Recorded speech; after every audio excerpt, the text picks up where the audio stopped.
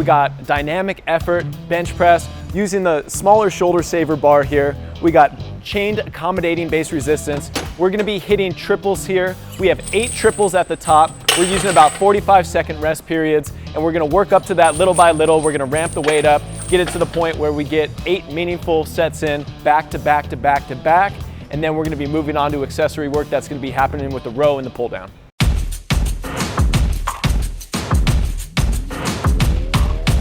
Dave is one of these guys that is currently fucked up, and we are going to try to rebuild Dave Tate. You know, over the years, trashing the body, doing world-class things under the bar, it takes its toll. Dave's dealing with some big orthopedic issues, and after going through some of his medical history, some of his training history, and his current training status, we have some work to do. That's why I'm here at the Elite FTS headquarters, and we're going to be spending an entire day assessing, evaluating, and getting a game plan to move Dave Tate forward. All right, guys, so we're jumping into Dave's dynamic effort upper body day. We're down doing his 6-phase dynamic warm-up sequence, very similar to what we saw with the lower body dynamic effort day previously. So we're gonna get through foam rolling, we're gonna do a couple stretches, some corrective exercise, activation drills, work those foundational movement patterns, and then get in and actually do a couple isometrics before we get in, prime the system, and our big marquee lift of the day will be dynamic effort barbell bench press with the shoulder saver bar and accommodating resistance. So quadruped thoracic spine rotation here with Dave. We're trying to open up his T-spine, his T-cage, but also get that scapula working into retraction, into downward rotation, and also depression here. So this is a big movement. You know, we're not going to get huge amounts of noticeable range of motion benefit here, but it opens it up just enough so Dave can utilize that internal and external rotation that he has limitations with in his right side. We don't want him to get into this base position here because he doesn't have access to overhead range of motion. All we need to do is somewhat stabilize the scapula. So 2 different modifications you can make. You can grab the opposite hip, rotate as a unit, or you can go back behind your back if you have the internal rotation to do this. And this, again, we're just trying to drive the shoulder blade. This is not about the glenohumeral joint. This is about the scapulothoracic joint. It's about the thoracic cage and the thoracic spine. So there's many different areas of the shoulder complex itself. It's not always just about the true shoulder joint. So band pull-aparts, staple exercise for the upper back, corrective exercise, getting us into good posturing. This is something Dave struggles with just because his upper traps take over because of this right shoulder. The variation that we have him use is the band pull down and apart. So we put a band up overhead and we have it pull down with the lats and then pull apart here with the band. So this connects the lats with the upper back, the posterior deltoid, the rhomboids, to work again as a functional unit. That's one of our weak points, so this is one that's really an amazing move for Dave. Again, most people can get away with just going band pull aparts. This is a variation that we use if the upper traps take this one over.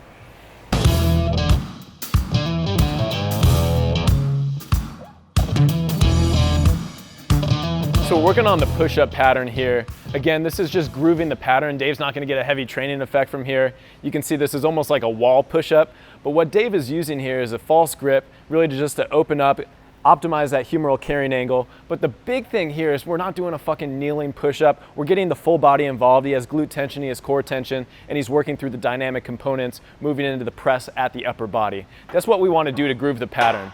As Dave gets going little by little here, he's gonna do 3 to 4 sets of like 5, 6 reps, but he's going to move it down little by little as he feels that range of motion opening up, just to again use physics to our advantage, get a little bit more loading little by little, and just link those chains together. So another thing, I specifically like the Smith machine for this is because you can alter the different hand positions and the amount of torso angle that you have. So the higher it is, the more deloaded your body becomes in terms of the body weight that you're putting through the push-up pattern.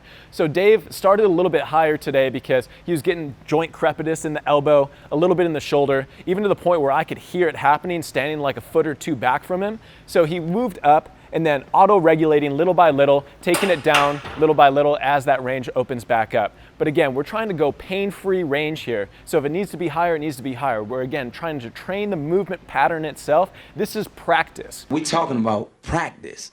We're trying to ingrain new motor skills here. This isn't gonna get a nasty pump or a heavy training effect. We're just trying to link up the neuromuscular system. So an interesting thing about just relative movement happening locally at the joints, just by getting a back and forth movement here, we're stimulating the back side of the shoulder, posterior shoulder girdle, but also the front side with the pectoralis group and the anterior delt. As we get more movement in here, more blood localizes around this joint, and it also puts more synovial fluid in there. We're thinking about like the motor oil of the joint. If we can lubricate this joint a little bit better, Dave's 2 to 3 degrees of internal and external turn into the 5 to 7 that he actually needs to go in and do his dynamic effort work on the bench press today.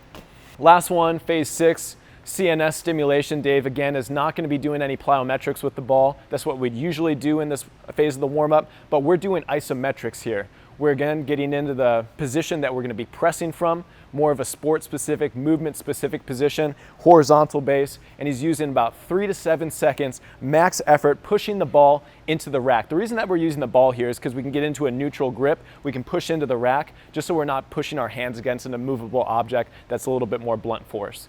You notice as Dave is doing these, when we originally taught these, the shoulders were flying up every single time. The shoulders are staying nice and stacked in centrated positions, but also, again, the hip and the core are just in so much better of a position to work from. It's making the biggest difference in terms of that usable range of motion that Dave's working here, even with isometrics. All right, so we're going through our power primer is going to be for the upper back. We're using the face pull variation. The modifications that we made on this one is we want a high angle row. We have more of a pronated grip to start with, just rotating slightly into external rotation as you pull. On this next set though, I want you not to lean back against the cable. What I want you to do is actually bend the knees slightly. I want you to flex the hips slightly and turn on the anterior core, because this is going to be more of like a core and an anti-core movement as well as an upper back movement. So that's a little bit too much. I want you to straighten out. I want you to bend knees slightly. I want you to turn everything on and now pull from here. So it's a smaller range of motion, but the range of motion is actually happening from where we want it to, which is activation of the posterior shoulder girdle here. Again, we never want movement happening from compensation patterns, and that's something that we just need to really just stay pretty strict on. So as you got into that athletic stance, it changed your position to the point where you didn't need that high angle anymore. So this is the angle, we're still at this angle. You can see it with the line of pull. That's where we need to be right there. So for most people, they're going to be doing pretty well if it's between the shin and the nose in terms of the angle, where it's going to be more parallel to the ground. You can see, we talked about it in the table talk, we wanted a 20 to 30 degree angle of pull. That's what we just achieved there. But making sure that we know that if you're coming forward, that is going to be the 20 to 30 degrees right there. So we need to be matching our torso angle with the angle of pull from the cable itself. Both of those things matter when we're actually looking at the arthrokinematics of the shoulder as you pull back on it. I want you guys to note here that Dave is not using the entire stack. Yeah, he could, but we're trying to activate, not annihilate here. So it usually takes, the muscles of the upper back, these tiny intrinsic muscles of the scapular stabilizing group, these things are little, so we need to be matching it with the load that is appropriate to them. As soon as we overload this movement pattern, what ends up happening is that we bring in other things. We bring in momentum happening at the hips, we bring in the lats too much, and we really wreck the isolation, which is the actual goal of priming the posterior shoulder girdle. All right, so we just got off face pulls. We got 8 total sets there. We're working in more strength, hypertrophy rep ranges, opening up that movement pattern. Now it's time to actually go and perform. We got dynamic effort, bench press, using the smaller shoulder saver bar here. We got chained accommodating base resistance. We're gonna be hitting triples here. We have 8 triples at the top. We're using about 45-second rest periods, and we're gonna work up to that little by little. We're gonna ramp the weight up, get it to the point where we get 8 meaningful sets in, back to back to back to back, and then we're gonna be moving on to accessory work that's gonna be happening with the row and the pull down.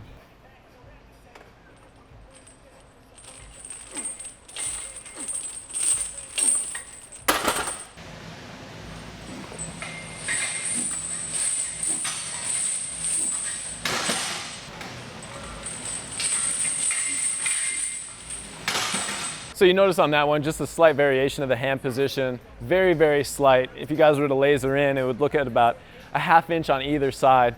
Really looking at the notches on the bar here. Slight variations are good. What's the way that you're cycling in your grip? Every single set you're changing it? Every couple sets? So 2 ways to do it. You can go from your strongest to your weakest, weakest to strongest, or you can just alter it every single time. But as Dave's doing it, he's going a couple sets, then he's going to change it. A couple sets there, going to change it. This is something that's really meaningful in terms of just getting some variation on the loading.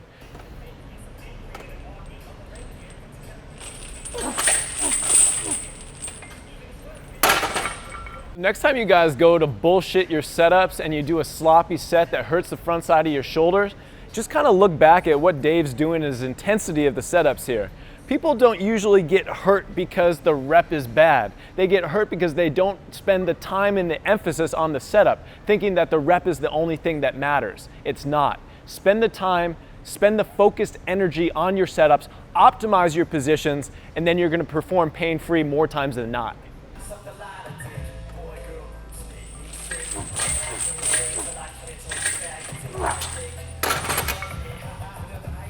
Good.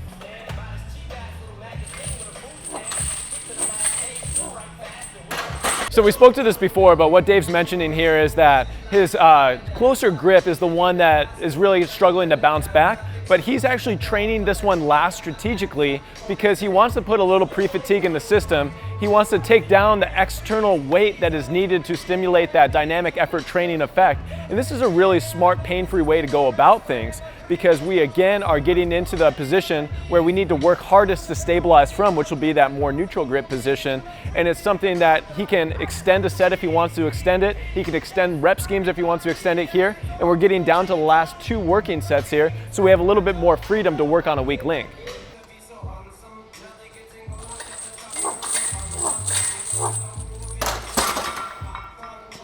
That was better. You had that pause before you went down to that first eccentric. Shoulder position was better on that one. Feel tighter on that one? Oh, yeah. Yeah, way better.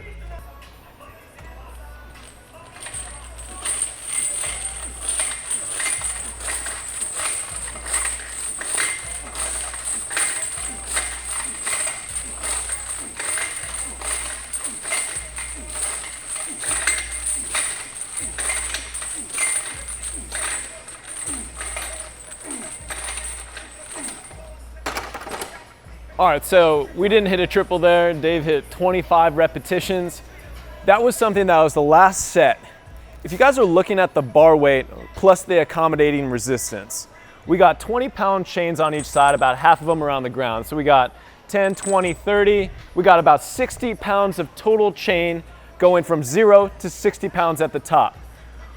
We got 145 on the barbell, 145. When we dial in the percentages of this, I use 40% if you're gonna do reps of 2, reps of 3 with dynamic effort. Dave was saying that he likes to start people off at about 50%, but we gotta know what that percentage is based off of, and that's an estimated 1 RM or a true gym test of 1 RM. But you could see that we need to be training dynamic effort fast. Force is equal to mass times acceleration. It's not just mass, it's not just bar weight. What we need to be doing is going lighter for the most part, being able to accelerate these. So if you were counting Dave's reps on this one, he still had speed going into the 9th rep, meaning that most likely we could have added a little bit more load here. Dave was going up, he actually loaded at 165 in his weakest grip. He went back to his strongest grip for this and was able to get 25 decent looking reps all the way with this 145 plus 60 pounds of chain. This really just goes to show if you can't knock out 15 to 20 reps, total reps, not with speed, but total reps that look good, that feel good with the weight that you're using your speed work with, you're going too heavy on it. You don't want to shoot yourself in the foot because again, we're using the dynamic effort method not only to get stronger, get faster, but we're using it to replenish the neuromuscular system, replenish the central nervous system, and actually use it as a regeneration tool. We can't regenerate if we're mechanically straining. That's max effort work. We got to know the difference between if we want to stay healthy and actually make progress instead of just plateauing off because you're going too heavy on these weights. So we're going in, we just got dynamic effort bench press done. Now it's all about accessory work. We're trying to bring up that posterior chain volume. We're trying to build the upper back, build the lats. We're also trying to work anti-rotation here. We're gonna put Dave in a symmetrical stance at his feet. We're gonna have him doing a bent over row variation out of that symmetrical stance, and we're gonna be loading it for 8 reps, meaning that we wanna actually train this for true strength. So the loading's gonna go up little by little. In previous phases 1 and phases 2, we trained this for more hypertrophy and metabolic stress. We're gonna take one step forward now and actually train this foundational movement pattern meaningfully for strength. After we get our multiple work sets here in at the top, we're gonna be using a polarizing scheme where we can go from pure strength to pure metabolic stress. We're gonna get dual handle, low cable row. We're gonna do one intensity set there, and then we're gonna move on to some more pulling based work out of the vertical plane of motion.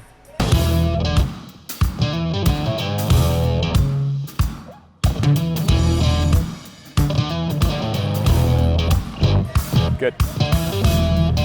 Guys, the body doesn't know the difference between 6 reps, 7 reps, and 8 reps. It knows tension, it knows the load placed upon it.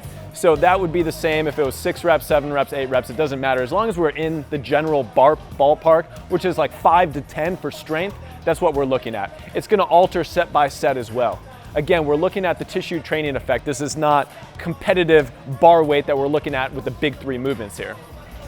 So the way Dave's breaking this up, it's a little bit non-traditional. So usually you knock out X amount of reps on the right side, and then go right to X amount of reps on left side. Right now, the limiting factor for Dave is the recoverability between left and right. So there's 2 different ways that you could program this. You could do it traditionally, where you do right, you do left, and then take your rest period that would be more extended. But because we're trying to get some more cumulative stress on the system, we're using strength schemes here. We could actually use 30 to 45 second rest periods between right and left, and then keep on going back and forth, allowing the recovery to happen between, not for the localized tissues that we're training, but from the bracing process itself. You can notice a slight variation of the hand position as well, starting off in pronation, moving back into a neutral position. Again, dynamic stability happening here through slight internal and external rotation at the shoulder. That's natural, authentic movement. That's what we like to see at the shoulder. So what we have Dave doing here, after his single arm kettlebell rows out of the symmetrical stance using strength schemes, we're gonna go in for one more balls to the wall set in more of a posturally independent position, seated down here with a low cable row. This is strategic here, the attachments that we have him using. I want to be using 2 different attachments where the hands can move freely through pronation and degrees of supination moving into that neutral grip position, because again, we want the shoulders to actually stabilize authentically. More so, we don't want to have 2 different cables working at the same time. We want the hands to be somewhat attached, because we can again pull apart as we're pulling back into that row pattern. That will kick on the lats, kick on the upper backs a little bit better, so they can synergize together as a unit. That's exactly what we want. So Dave is gonna go light here. I mean, talking really, really light. The goal here is to add 1 set with an intensity technique. The intensity technique that we're gonna use here is a true rest pause. So Dave's gonna get in, probably knock out about 15 to 20 reps.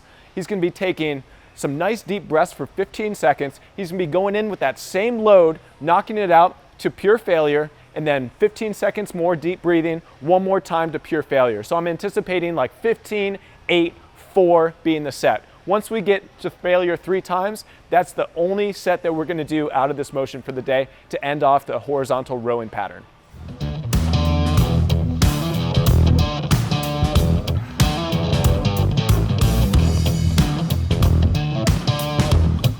One more. Good, 15 seconds. You can see as that tempo slows, as the range of motion gets cut, that's not a full complete rep because we're doing intensity techniques here. We just want complete reps. We cut it after a range of motion cannot be stimulated through that full range. We got about 5 seconds here. Dave's deep breathing. He's gonna get him in his hands again. We're gonna go again to failure, technical failure, range of motion failure here.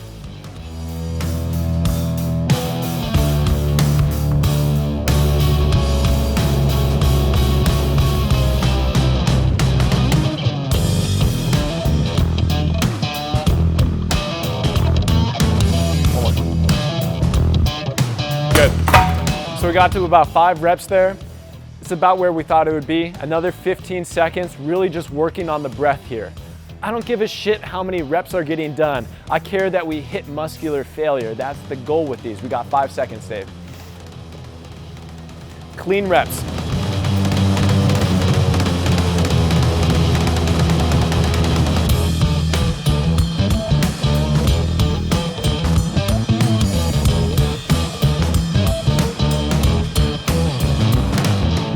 Good. So it's about what we thought. So it was 15, 7, 3. That's fine. That was far more challenging than if Dave just went a little bit lighter and just knocked out 20 reps. This was a way that we actually hit failure 3 times out of a really nice spinal position, a supported position in the seated base position. And it's something that we can do with really good amounts of confidence because we know that we're already pre-fatigued. We're not using a whole lot of weight. Anytime that I use any intensity techniques, you always have to have spinal position in mind. You have to have quality of motion in mind. You have to allow the body to work through its normalized ranges of motion. We don't want to be force feeding into intensity techniques. We need to sprinkle these in little by little, but a great way to put these in is upper back work, especially out of the cable units. All right, guys, so the pump is real. After we got off that intensity set, that rest pause training with the low cable row, Dave has a nasty pump in his lats and his upper back.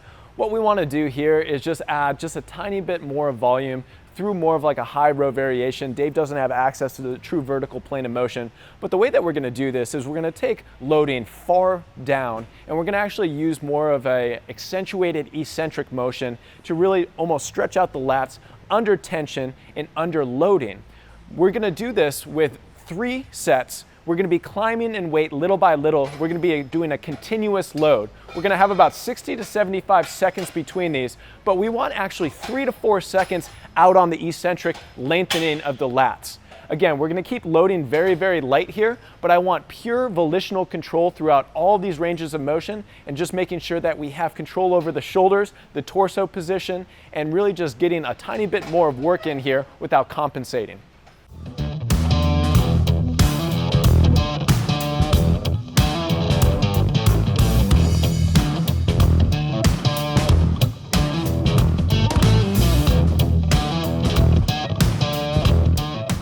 So I like those there because it took about 4 to 6 seconds per rep on those. Dave did 8 reps. That really fits into how I like to train accentuated eccentrics. We want to train anywhere from 45 to 75 seconds per set, kind of keeping the loading down a little bit and with the goal of actually lengthening under tension. This is great for hypertrophy. It's also great for opening up mobility without having to do endless static stretching and endless foam rolling. This is something that if you have a usable range of motion, you can maintain it, if not enhance it, very, very quickly in the training session itself. You notice that Dave had that high angle row. So he wasn't manipulating his position at the shoulder. What he was doing was bringing his torso into a lean back angle. It wasn't at the spine. He was using his hips to come back into an extension moment at the hips, out of that flexion moment that's more notorious for getting into that pure overhead position. This is the kind of stretching that we like because he's keeping full volitional control over the top motion where he is stretching. He's never going passive underweight. Going passive underweight is a recipe usually for disaster, not only acutely, but long term. We never want to put the joints in a position where the non-contractile structures are what keeping them together. All right, guys, so we made it through an entire dynamic effort upper body session with Dave. We got through the 6-phase dynamic warm-up sequence. We went in, hit face pulls, made some adjustments with that high angle and that athletic stance, got a ton of volume in there on the upper back.